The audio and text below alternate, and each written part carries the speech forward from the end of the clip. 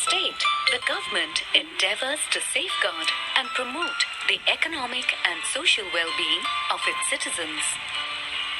When India gained independence from colonial rule in 1947, the nation was in financial ruin. Under such circumstances, the establishment of a welfare state seemed a distant dream. However, the architects of the Indian Constitution added an important chapter to it, known as the Directive Principles of State Policy.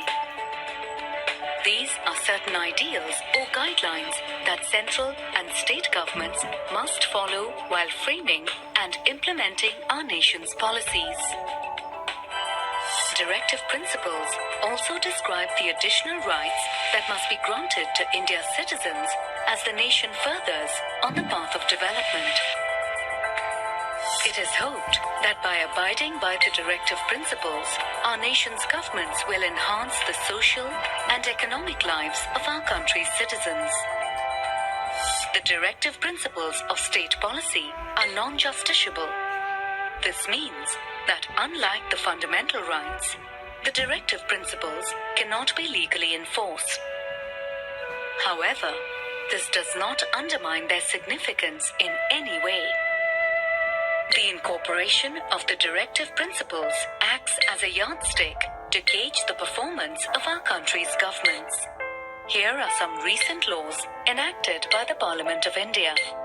The framing of these laws was guided by the Directive Principles.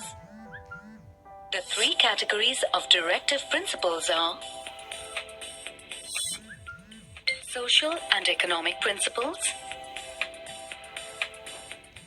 Gandhian principles, and general principles. Some of the aims of social and economic principles are to ensure a fair distribution of wealth, gender equality in employment, adequate employment and welfare of workers, and a decent standard of living for all citizens.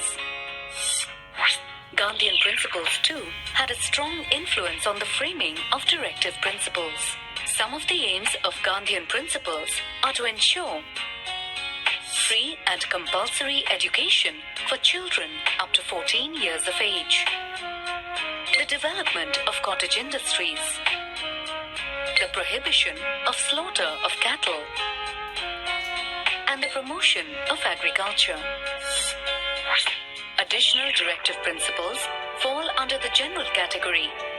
Some of their aims are to ensure the protection of historical monuments, the promotion of international peace and security, the maintenance of friendly relations between nations, and the preservation of the environment.